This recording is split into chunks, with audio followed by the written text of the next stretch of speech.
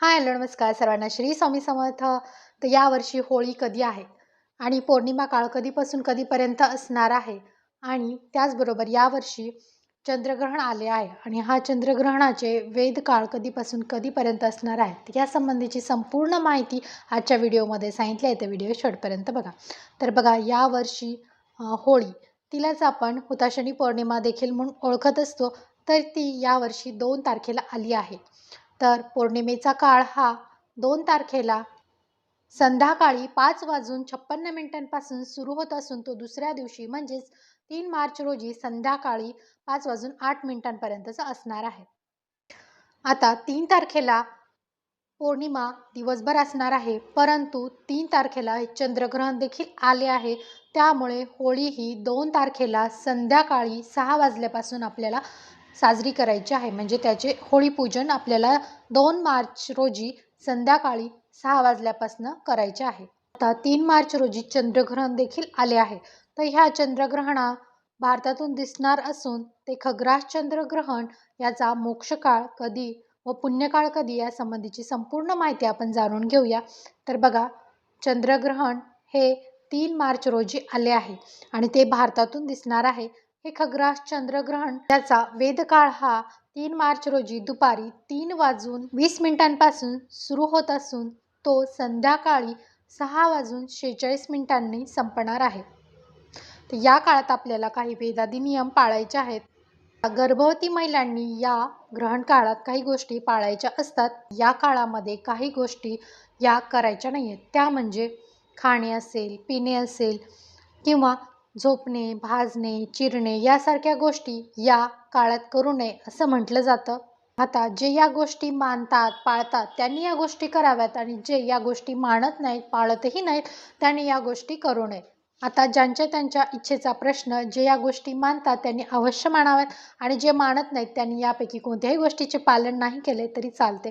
तर बघा, गर्भवती महिलांनी या काळामध्ये पाळायची वेळ ही 3:20 असून ती संध्याकाळी 6:46 असणार आहे.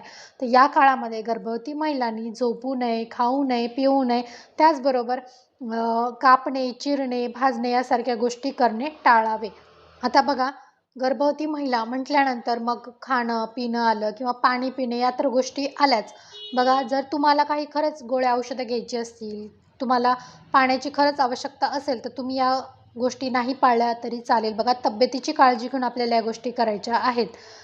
तर जर तुमच्या तब्येतीला योग्य वाटत असेल तरच या गोष्टी पाळाव्यात, अन्यथा तुम्ही या गोष्टी पाळून म्हणजे तुम्हाला जर भूक लागली तर तुम्ही नक्कीच खाऊ शकता. तुम्हाला गोळ्या घ्यायच्या असतील, तुम्हाला तहान लागली असेल तर तुम्ही पाणी पिऊ शकता. जर तुम्हाला बसून त्रास होत असेल तर तुम्ही कॉटवरती असं लांब पाय करून पडू देखील शकता. फक्त गाढ झोपू नका, म्हणजे डोळे झाकून तुम्ही झोपू नका. मग तुम्ही आराम करू शकता या काळामध्ये. तर मग या काळामध्ये मग तुम्ही बसून किंवा लांब पाय करून किंवा झोपून आरामामध्ये तुम्हाला जसं कम्फर्टेबल वाटेल त्याप्रमाणे तुम्ही देवाचं नामस्मरण करू शकता, कुलदेवतेचं नामस्मरण करू शकता, ग्रंथ पोथी वाचू शकता, चांगली पुस्तके वाचू शकता, श्री स्वामी समर्थ या मंत्राचा नामजप करू शकता, तारक मंत्र या काळात तुम्ही म्हणू शकता, रामरक्षा स्तोत्र असेल, व्यंकटेश स्तोत्र असेल, या मंत्र स्तोत्र यांचे पठण तुम्ही करू शकता. आणि बाकीच्या व्यक्तींनी मग सकाळी 11 ते संध्याकाळी 7 आपल्याला हे वेदादी नियम पाळायचे आहेत. बघा, ज्या गोष्टी शक्य आहेत त्या नक्कीच कराव्या. ज्या तब्येतीच्या काळजी घेऊन ज्या गोष्टी आपल्याला जमत नाहीत त्या गोष्टी तुम्ही नक्कीच पाळू नयेत आणि ज्या पाळणे शक्य होतात तेवढ्या गोष्टी तुम्ही पाळाव्यात. त्यामध्ये मग तुम्ही या काळामध्ये नामस्मरण करू शकता, मंत्र स्तोत्र यांचे पठण करू शकता, पोथी वाचू शकता. तुम्हाला ज्या गोष्टी आवडतात त्या गोष्टी तुम्ही या काळामध्ये करू शकता. देवाचं नामस्मरण, स्वामी समर्थ मंत्राचा नामजप, कुलदेवतेचा नामजप या मंत्रांचं तुम्ही पठण करू शकता. किंवा मग या गोष्टी तुम्हाला जमत नसतील तर मग तुम्ही मोबाईलवरती किंवा टी व्हीवरती या मंत्र स्तोत्र लावून ते ऐकू शकता. अशा प्रकारे आपल्याला या गोष्टी करायच्या आहेत, पाळायच्या आहेत. आता या काळामध्ये जे काही आपण अन्न शिजवलेले असते, जे पाणी आपण ठेवलेले असते, तर त्यामध्ये तुम्ही तुळशीपत्र ठेवू शकता. त्या सर्व गोष्टींवर आपल्याला तुळशीपत्र ठेवायचे आहे. आणि वयस्कर व्यक्ती असतील, गर्भवती महिला असतील किंवा बालके असतील तर यांच्या तब्येतीची काळजी घेऊनच आपल्याला या गोष्टी करायच्या आहेत. जास्त बंधन या गोष्टींचे त्यांच्यावरती करू नये. खरं तर या गोष्टी आपण यासाठी करायच्या आहेत की या काळामध्ये निगेटिव्हिटी बघा किंवा मग सूक्ष्म जंतू खूप जास्त प्रमाणात या वेळेत ॲक्टिव्ह असतात. तर त्यांच्या पासून वाचण्यासाठी, निगेटिव्हिटीपासून वाचण्यासाठी आपल्याला या गोष्टी करायच्या आहेत. तब्येतीची काळजी घेऊन या सर्व गोष्टी आपल्याला करायच्या आहेत. तर होळी पेटवताना शक्यतो सार्वजनिक ठिकाणी मोठ्या होळी पेटवल्या जातात.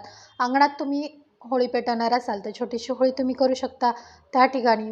परंतु सार्वजनिक ठिकाणी मोठ्या प्रमाणात होळी पेटवली जाते, तर त्या ठिकाणी आपली स्वतःची काळजी घ्यायची आहे. लहान मुलांची काळजी या ठिकाणी आपल्याला घ्यायची आहे. बघा, मराठी सण उत्सव हे आपल्या आनंदासाठीच असतात. त्यामागे काही धार्मिक आणि वैज्ञानिक कारणे देखील दडलेली असतात आणि त्यांना अनुसरूनच आपले मराठी सणवार असतात. तर बघा, होळी म्हणजे वाईटावर चांगल्याचा विजय होय, म्हणून होळी साजरी केली जाते.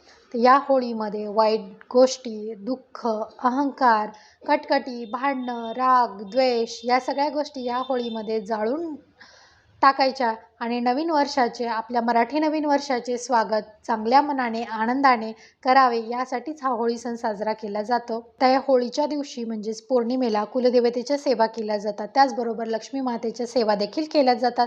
तर या सेवा तुम्ही 2 तारखेलाच कराव्यात, कारण 3 तारखेला चंद्रग्रहण आहे. मग तुम्ही जर कुंकुमार्चनची सेवा करणार असाल तर ती तुम्ही 2 तारखेलाच करायची आहे. मग 3 तारखेला तुम्ही मंत्र, स्तोत्र, वाचन, पठण ह्या गोष्टी करू शकता. हे होळी पूजन तुम्ही घरच्या घरी अंगणामध्ये छोटीशी होळी पेटून देखील करू शकता किंवा मग सार्वजनिक ठिकाणी जाऊन तुम्ही हे होलिका पूजन करू शकता.